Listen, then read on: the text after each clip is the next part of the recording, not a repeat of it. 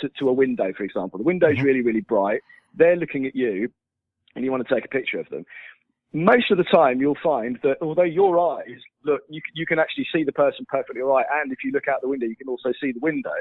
What you'll find is that if the camera is on an auto mode, it will look at the face in the middle, and it will look at the massive amount of bright light that's coming out from outside. It will try and compensate. There's all this bright light coming around the outside of them. It will compensate for that, and it will bring the average exposure down, and it will just look like that person's silhouetted. We've all had that. You take a picture of someone, and it look to you, you're squinting into the light. You know, you think it's really, really bright. But when you take a picture, it looks like their identity has been protected to, to protect the innocent. You know, it's kind of like just a dark silhouette. So in those cases, that's the reason why you then want to maybe move it out of the auto mode and go for some of the more manual settings. You've taken your picture, you've been really careful, but it's still not quite right. Can software solve everything, or are you just clutching at straws? It will solve nearly everything technically these days, and it will solve nearly nothing artistically. That's the trick to it. So from a technical standpoint, I mean, cameras are so good, again, these days. And if you shoot in, without getting too massively technical, but most cameras, when you get them out of the box, the file that they save, I guess we all know about JPEGs, right? They're the sort of standard picture format that you get online, and when you download a picture, it's in a JPEG format. That's what the camera is kind of set up to give you, which is like it's a really compressed version of what the actual camera is seeing. It's sort of squished it down into a small packet that makes it easier to store, easier to share online, and so forth. What the camera actually sees is a much bigger dynamic range than that. And so if you, instead of shooting in JPEG, you can set it to shoot what's called RAW, R-A-W. And the RAW file is actually what the camera is really gathering. And there's all this extra information in there that you will never be able to retrieve in the JPEG. So if you are using software to edit your images and kind of, finish them off afterwards, do a bit of post-processing on them, if you're shooting in RAW, you can shoot, and I did a video on this on my channel recently about a thing called ISO invariance, which is basically saying that it doesn't matter what ISO you now shoot at in the camera, you can bring it back to exactly the same thing as post-production if you on certain cameras, and more coming out all the time, where it literally doesn't matter. So you can shoot 5 stops underexposed, then bring it back in post, and it'll look exactly the same. So most of the time, technically, if you've drastically underexposed an image, it doesn't really matter. If you have if the horizon line is wonky, you can straighten that stuff out. You can crop really far into, because a lot of cameras these days have got so many megapixels. There's so much resolution in those images now that you can crop in. If you haven't been able to get quite close enough, or you're not happy with the composition, you can, within the picture that you take, quite often dig out what you were actually looking for, and you can find that. From an artistic standpoint, if you're trying to get what Henri Cartier-Bresson called the decisive moment. If you're doing street photography, for example, and you're trying to find that moment where somebody's got a perfect expression on their face, or there's perhaps some jugglers in the street, and you're trying to get a good one when all the balls are in the air at the same time, and you've missed that stuff, that's harder, right? I mean, if you caught somebody blinking, I mean, you can do it. You can Photoshop somebody else's eyes in, I guess. But on the whole, artistically, it's much, much harder to do stuff. So what I would always say, if you are the sort of person that is not necessarily so confident that using the manual settings in the camera, focus all of your energy onto getting a good composition, pressing the shutter button at the right time, concentrating on the artistic side of it, the fun side of it, really. And then let the software deal with anything. If you have really, sort of dropped the ball on, and you come out and it's much too dark or too bright or whatever, these days the software will look after that for you. Okay. You just mentioned composition, a very big word, something I don't use very often. Yeah. So talking about composition, how should a group photo be set up? Because looking at my wedding photos, they look so uncomfortable and they're not quite right. So what's the ideal way to get a group in? So there's a few things, and wedding group shots are a classic one where it's really difficult to get everybody to look natural if you just get them to sort of try and stand there for a few reasons. One, because they've sat through the ceremony. Usually the group shots happen between the ceremony and the reception, so they kind of want to go on to the next place. And it's the same with holiday shots as well. If all your mates are up at the bar and they all want to get sort of sambucas in, and you'll say, hang on a minute, we just want to do another group shot, and you're kind of fiddling around with it for ages, they will look less and less comfortable as time goes on. So there's a couple of tricks to making the composition work better, and also to get the expressions in the face a lot better as well.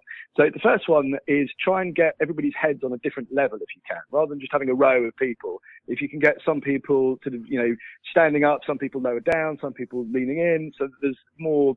Like the actual points where the eye focuses, which are like on people's faces, is kind of moving in a nice kind of zigzag through the picture. That will make the, first of all, the composition look a lot more dynamic, sort of a lot more interesting from that point of view.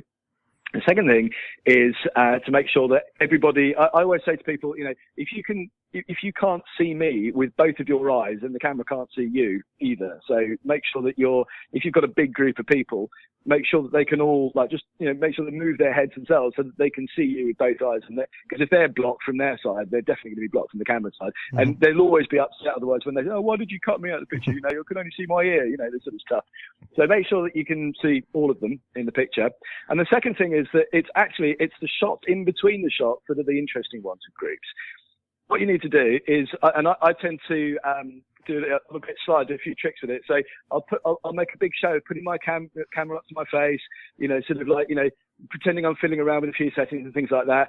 Get them all to hold perfectly still. Say, okay, nobody. I'm going to go 1, 2, 3, and then nobody blink and all that kind of stuff. So they're really like the anticipation is building up. And I'm going to take the shutter, then I go click, okay, one more, click, click, click, and then with camera exactly where it is, mm-hmm. I then move my head out to the side, but I keep the camera where it is, so it's still looking at them. Like, okay, that's it. Thanks, guys. We're all done. And then they relax and they start chatting and joking, and then I motor drive it.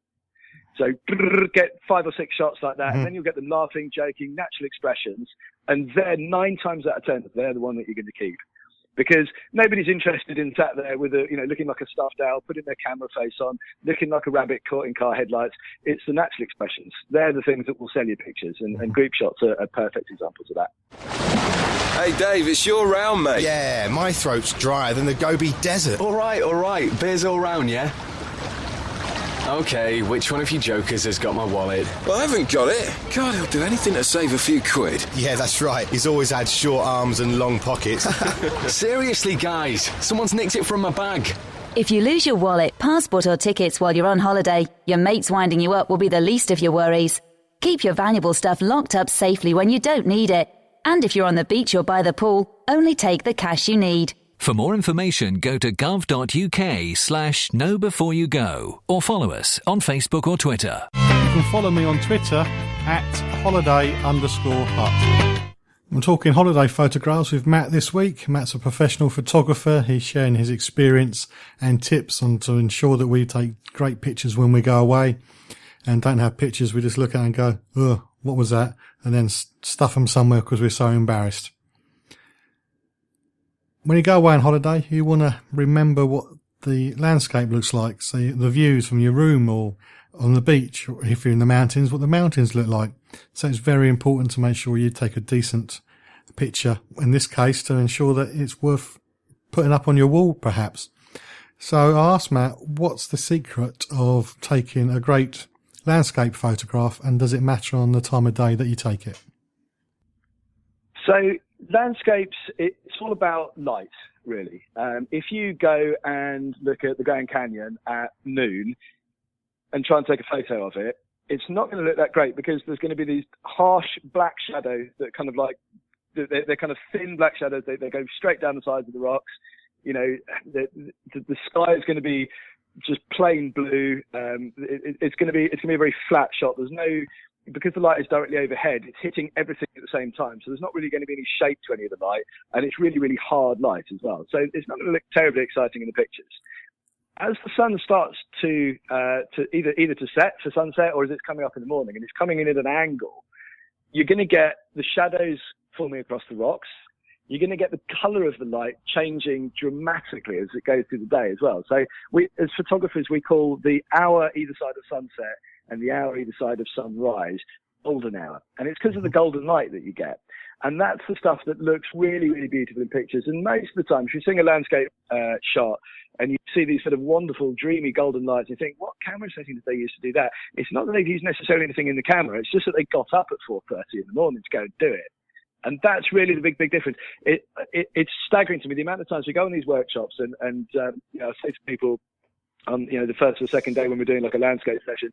Okay, we're setting the alarms. We're getting up at 3 o'clock in the morning. We're going to be there at 4:30. Everybody complains. Oh, come on, we don't have to do that. This is horrible. I'm supposed to be on holiday. What are you doing to me? Then they get there and they see the light, and a penny drops. And then for the rest of the holiday, all I get is, can we get up at 3 tomorrow to go and do the sunrise? It's incredible. The difference it makes to be there at the right time of day. Now, the difference between sunrise and sunset, both will have absolutely fantastic light, but most of the time, particularly if you're in a more touristy area, you will find that there are more people around. And that might be something you want in the shot, it might not. But if you want a clearer vista of whatever it is that you're looking at, there are going to be less people. You'll find the odd photography nutter like you that'll be out there, but you won't have like a million tourists. So it's invariably just a better time to shoot. In terms of, is there a bad time of day to shoot? I mean, I would always say no. I mean, the thing is, you work with what you've got, particularly when you're on holiday. Because the trouble is, most people, if they're going on holiday, it's not a specific photography holiday like the ones that we offer, where we're getting up at 3 o'clock in the morning to shoot the sunrise. Most of the time, the tour bus leaves in the morning after the good light is already finished, and it gets back in the evening before the good light starts again. So most of the holiday shots that you take are going to be like in the midday sun.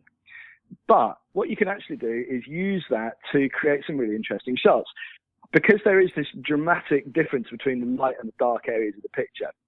You can actually create some beautiful images. If you find, for example, if you're in a city and there's sort of really hard sort of light, hard shadows coming down off the buildings, you might find that there's one, say, sort of sliver of sunshine, in between two shadows.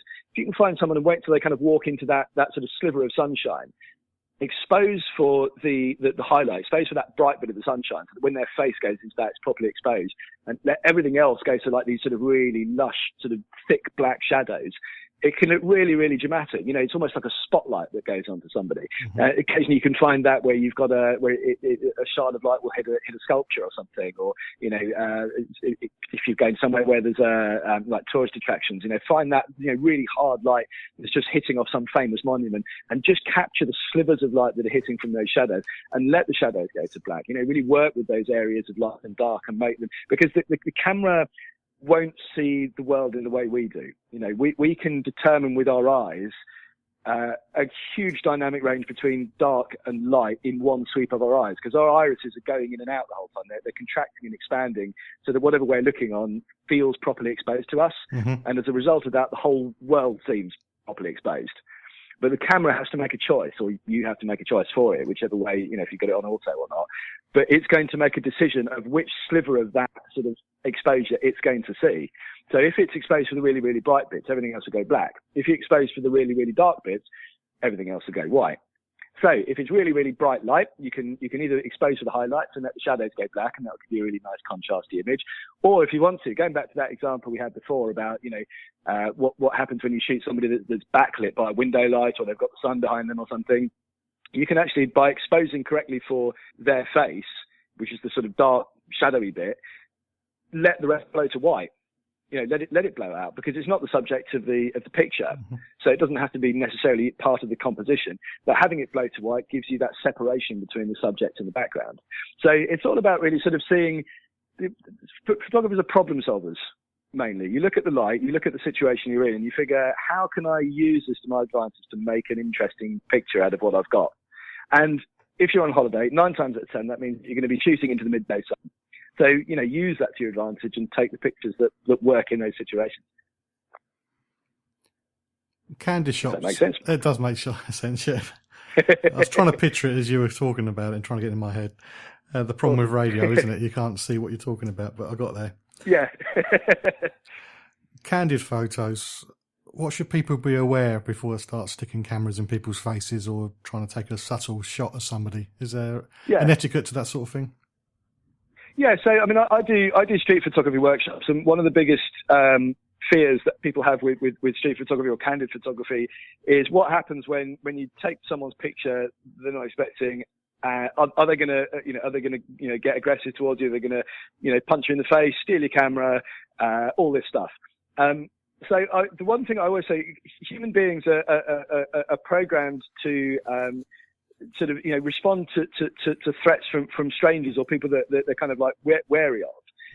But as soon as you make eye contact and you smile and you say thank you, you're not a stranger, you're not a weirdo anymore. You're a nice human being, you know. So I always say to people, you know, regardless of a lot of the time people don't notice, but I always make the effort to try and make eye contact after I've made the shot, not before, otherwise it's not candid anymore. But when I've taken the picture,